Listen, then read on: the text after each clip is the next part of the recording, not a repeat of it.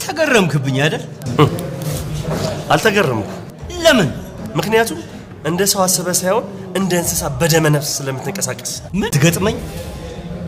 እዛ ሰማይ አድርሼ ነው ምገጥ። አየህ፣ ይህም ሌላኛው የእንስሳ መገለጫ ባህሪ ነው። እኔ ሉሊት የኔ ብቻ ነች። ከትናንት የሚያስፈልገኝን ነገር ብቻ ነው የምወስደው። በጭራሽ ደህና ሆኖ ተመልሶ አይደለም። እቺ አስቀያሚዋን ሮዛን ግዳት። ሰይጣን ፊት ለፊት ያየሁት ነው የመሰለኝ። ቀጤማ ይመስል እግሬ ላይ ዝርግት ነበር ያለችው። ለምንድን ነው የፈለከኝ እያልኩ ነው። በድመስለ በድፍረት ብንታገለው ኖሮ ይሄ ነገር አይከሰትም ነበር።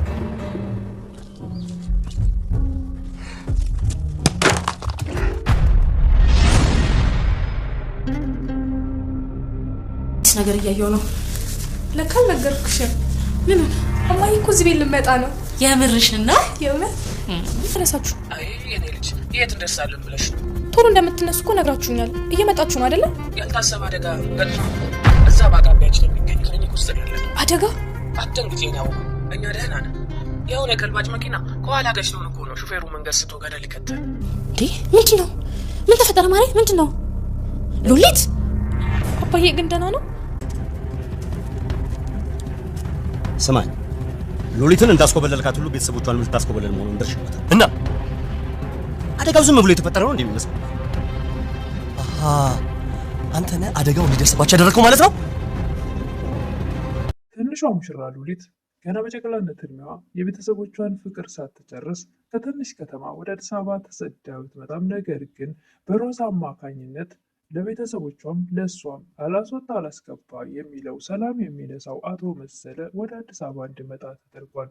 ዳዊትንም ራሷ ሉሊትንም ቤተሰቦቿንም ይህ ሰውዬ እንዳጠቃቸው ታዟል። በሮዛ ትዕዛዝ ተሰጥቶታል። ደጋፊም አግኝቷል። ሰውየውም አስፈሪ ነው ሲያዩት። ምን ጉዳት ሊያደርስባቸው ይችል ይሆን? አብረን እንከታተለው። ሰላም ጤና ይስጥልኝ ውድና የተከበራችሁ በመላው ዓለም ያላችሁ ኢትዮጵያና ኤርትራውያን እግዚአብሔር ይመስገን ደህና ነኝ። ትንሿ ሙሽራ ወይም ደግሞ ባሏ ሙሽራ ይዞባት የመጣ ሚስት ክፍል 44ን አብረን እናያለን። የባለፈው ክፍል ሮዛ የሴት ወጉን ስታሳያት ሮዛ ግን ቢላ ይዛ አጠገቧ ተገትራ ነበር። ኪችን ገብታ እንደ ሴት ጎንበስ ቀና እያለች ኪችኑን ለማሳመር ቤቱን ፏ ለማድረግ ስትሞክር አንቺ ፍቅሬን ነጠቅሽኝ ደግሞ ብለሽ አሁንም ደግሞ ቤቴንና ንብረቴን ባለቤቴን አማረሽ በማለት ኪችን ውስጥ አጠገቧ ቢላ ይዛ ስትገተር ሮዛን ሔዋንን አስደንግጣት ነበር። ሔዋን ግን እንደምንም ብላ ራሷ ተፍጨርጭራ ራሷን ጥቃት ሳይደርስባት አድናለች። ይህ ላይ ነበር ቪዲዮ ያለቀው። ቀጣዩ ክፍል ሔዋን ሮዛን እንደዚህ አይነት ሰው ነሽ እንዴ? እኔ እኮ አንቺን የማውቅሽ ደንጋጣና ፈሪ ነበርሽ ትል ነበረ ሮዛ። ሔዋንም እኔ ከትናንት ማንነቴ የምወስደው አስፈላጊው ብቻ ነው። እንግዲያውስ አዲስ ማንነት ከፈለግሽ ይችን አስቀያሚዋን ሮዛን ግዳያት ትል ነበር ሮዛ። ያሰበችው ስላልተሳካላት ሔዋን ላይ ከጀርባዋ ቢላ ሰክታ ለመገላገል ነበር ያሰበችው። ስለዚህ ራሴን ግደኝ የሚል ምርጫ ወሰደች። ሰውን ገላ በሰላም ትዳሯን ፍቅሯን ይዛ መኖር ነበር ያሰበችው ሮዛ። እንደዛ ይቻል ይመስላታል? በማንም አርፋ የማተኛዋ ጨካኟ ሮዛ መዲያውም ይኸው ፈረሱም ይሄው ብላ ሉሊትን ከዛ ከጨካኛ ወሬ ሰውዬ ሸሽታ ብታመልጥም ከሀገሯ ብትሰደድም አሁን ደግሞ ያለችበት ድረስ እንድመጣና መግቢያዋን መውጫዋን አሳይታ እናቷን እያወራች በስልክ አይናቸውን እስከማዩ ድረስ እንዴት ተቸኮልኩ በምትልበት ሰዓት ከጀርባዋ መጥቶ ያስደነግጣታል። እናቷን በደብ አማካኝነት ወደ አዲስ አበባ ቤተሰቦቿ ሊመጡ ስለነበረ ያልኩት ሰውዬ መምጫቸውን ሰዓት እንዳያውቅ በሚመጣበት ሰዓት ዳዊት እነግራችኋለሁ እደውልልሻለሁ እናቴ በምትልበት ሰዓት በድንገት ከጀርባዋ መጥቶ ሲነካት እሷም ራሷን ትስታለች። ያልጠበቀችው ነገር ነበርና አዲስ አበባ ይመጣል ብላም አላሰበችም ነበር። ዳዊትም ራሷን ስታ ስለነበረ ዳዊት አስፋፍሶ ወደ ሆስፒታል ይወስዳታል። ራሷን ስታክም የተፈጠረውን ይጠይቃታል። የተፈጠረው ምን እንደሆነ አላውቅም፣ አቶ መሰለን ያየሁት ይመስለኛል ትላለች ሉሊት። አይ ስለፈራሽ ሊሆን ይችላል እንጂ አታዩም በጭራሽ ይል ነበር ዳዊት። ሉሊትም ለዳዊት ከሰዓታት በፊት እኮ ለእናቴ ወደዚህ መጥተው በሰላም በደስታ እንደሚኖሩ የነገርኳት ነበር። አቶ መሰለም ከነገር ሰሪዋ ከሮዛ ጋር ተገናኝቶ ሉሊትን እንዳገኛትና ጥሩ አቀባበል እንዳደረገችለት ይናገር ነበር። ሉሊት ግን እንኳን ጥሩ አቀባበል ልታደርግለት ራሷን ስታ በህልሟ ነው በሆኗ የሚሆን አታውቅም ነበር።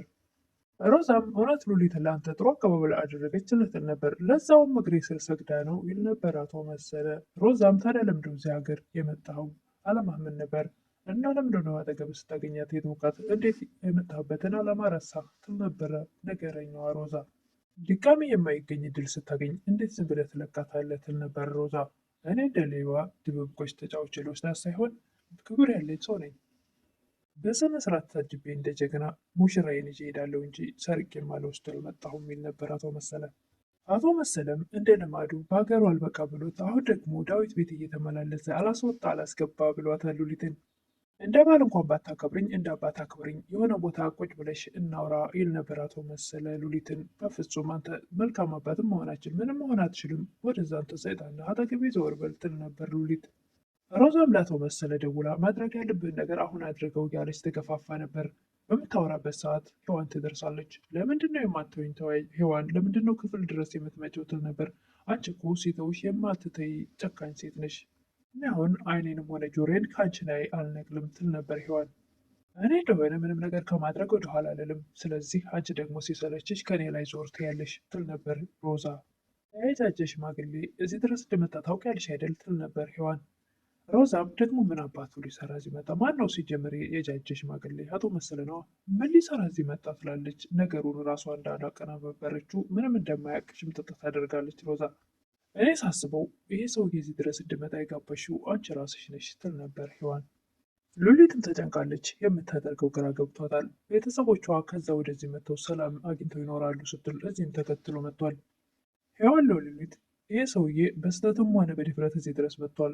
ስህተት የሚሆነው ነገር ግን ይህ ሰውዬ በሰላም እንዲመለስ ካደረግን ነው። አቶ መሰለም ዳዊት ጋር በመገናኘት ሙሽራዬን አምጣ ይል ነበር። እኔ እሷን ከዛ ያመጣሁት ለመሸጥ ወይም ለመደራደር አይደለም። ትሰማኛለህ? አንተን እኮ የተቃወምኩህ ገና ሉሊትን ሳላቃት ነበር። አሁን ደግሞ እሷን ላንተ አሳልፌ ብሰጥህ እኔ ራሴ ይቅር አልለውም። አቶ መሰለም ያንተ ያልሆነውን ነገር እንዴት መልስ ትዕዛዝ እየሰጠሁ ነው በማለት ያፈጣል። ይህ በክብር ያጨኋት ሴት ናት እንጂ እንደ ማንም ከሜዳ ፍሼ የወሰድኳት አይደለም ይል ነበር አቶ መሰለ። ዳዊትም አንተ ሚስቴ የምትላት ልጅ ራሷ እንድትወድ መሆን አለባት ወይም መስማማት አለባት። ምናልባት እንኳን ሰውን የሚወድ የሚያከብር ሰውን የሚረዳ ሽማግሌ የሆነ ብትሆን እንኳን ልትወድ ትችል ነበር። ባሏ ብቻ መሆን ነው የምፈልገው እያለ በዳዊት ላይ ይሳለቅ ነበር። አቶ መሰለም በእሷ ምክንያት ብዙ ንብረቴን አጥቻለሁ፣ ስለዚህ በዛ ምትክ እሷን ነው የምፈልገው ይል ነበር። ዳዊትም እሷ ለሸቀጥ የምትቀርብ ዕቃ መሰለችህ? እኮ ቤቴ ወስጄ ንግስት አድርጌ ላስቀምጣት አልኩ፣ ሌላ ነገር አልፈለግኩም። አንተ ግን ንግስቲቷን ከዛ አምጥተህ ገረድ አድርገሃታል ይል ነበር አቶ መሰለ። በደግነት የማርኩ እንጂ በዚህ ክፋትማ እኔ አንጠልጥዬ ላይ ሰማይ ነበር የማደርስ ይል ነበር አቶ መሰለ። ሉሊት የኔ ብቻ ናት እያለ ይፎክር ነበር አቶ መሰለ። ደግሞ አባቷ ከፍሎ የማይጨርሰው ዕዳ እኔ ላይ ስላለበት እንደፈለግኩ ማድረግ እችላለሁ፣ ያችን ቆንጆ የሆነች ልዕልት የሆነች ልጅ። ዳዊትም ትሰማኛለህ? አፍን ዝጋ፣ ይሄ መቼም የማይሆን የማይታሰብ ነገር ነው እያለው ነበር። ሰውየውም ከአንደበቱ የሚወጣው በጣም ከባድና አስቀያሚ ነገር ነው። አንተ እኮ በፍርሃት እንደተዋጥክ በፊት ላይ ይነበባል እያለ ሞራሉን የሚነካ ቃላቶች ይናገር ነበር ደብን። ዳዊትም አስተዋይ ነውና ዘሎ ሊያንቆም ቢፈልግ ነገር ግን በትዕግስት ራሱን መቆጣጠር ወሰነ። በጣም አስቀያሚና ዘላፊ የሆነው ቃላቶች ሲጠቀም አቶ መሰለ ዳዊት ለመታገስ ራሱን ማረጋጋት ነበረበትና ራሱን ዋጥ አድርጎ የመጣበትን እልሁንም ሊያስጨርስ ቃላቶች ቢናገርም አቶ መሰለ ዳዊት ግን ዋጥ አድርጎ ቻለው። የዚህን ሰውዬ አስቀያሚ ሲያዩትም የሚያስፈራ ሰውዬ ነው በእውነቱ። በስተመጨረሻም ሲጨቃጨቁ ከቆዩ በኋላ አሁን እኔን አንተ ፖሊስ ደውለህ ልታስይዘኝ ትችላለህ፣ ደግሞ ለዛች ሙሽራዋ ቤተሰቦቿ ህይወት እንደሌሉ መኖር እንደማይችሉ ልታረዳት ትችላለህ በማለት ከአጠገቡ ተነስቶ ይሄዳል። በስተመጨረሻም የሉሊት ቤተሰቦች ከዛ ከጭንቀት ወጥተው ወደ አዲስ አበባ መጥተው በዳዊት አማካኝነት ቤት ተሰጥቷቸው በሰላም ይኖራሉ ተብሎ ሲታሰብ ሲመጡ አቶ መሰለ በእሱ አማካኝነት አደጋ እንዲደርስባቸው ያደርጋል። መኪናው ከኋላ መጥቶ እንዲገጫቸው ያደርጋል። አደጋ ደረሰባቸው ይባላል። ሉሊትም በጣም ትደነግጣለች። እናቷም አባትሽ ላይ ትንሽ ጉዳት ስለደረሰ ሆስፒታል ነው ያለነው፣ ትንሽ ቀን ያስፈልገዋል፣ ምርመራ እስኪደረግለት ብል ነበረ። ሉሊት ወደ አሁኑ መጥተው በደስታ በሰላም ይኖራሉ ብላ ያሰበችው ነገር ሳይሳካ መንገድ ላይ አደጋ ደረሰባቸው ሲባል ደግሞ ድጋሚ በጣም ትደነግጣለች። አቶ መሰለም ዝቶ ነበርና ቤተሰቦቿ ላይ ጉዳት እንደሚያደርስ ዝቶ ነበርና ወደ አሁኑ አደረገው። ዳዊት ወደ ቤት ሲመለስ ሉሊት አንገቷን ደፍታ እያለቀሰች ሔዋንን ምን ሆና ነው ይላታል። ቤተሰቦቿ ወደዚህ እየመጡ ነበረ። መንገድ ላይ አደጋ ደረሰባቸው ትላለችዋን። ዳዊትም አሁን የት ናቸው ብሎ ቢጠይቅ የሚመልስለት አላገኝም። በቃ እሷን አረጋጊያት፣ እኔ ተመልሼ እመጣለሁ ብሎ ተመልሶ ይወጣል። ወደ ውጭ ሲወጣ በር ላይ አቶ መሰለን ያገኘዋል። ዳዊት ትሰማኛለህ? ሉሊትን እንዳስኮበለልክ ሁሉ ቤተሰቦቿንም ልታስኮበለል ስትል ደርሼባቸዋለሁ እና ይል ነበር ዳዊት። አደጋው ዝም ብሎ የተፈጠረ መሰለ እንዴ? ዳዊትም እናንተ ነህ አደጋው እንዲደርስባቸው ያደረግከው? እንደዛ አደረግከው ማለት ነው?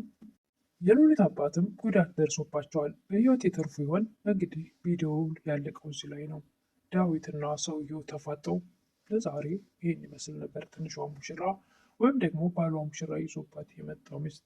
ለምታበረታቱኝ እህቶች ምስጋና ከልብ ነው። አዲስ የሆናችሁ ደግሞ ላይክ፣ ሰብስክራይብ በማድረግ አበረታቱኝ እላለሁ። አመሰግናለሁ።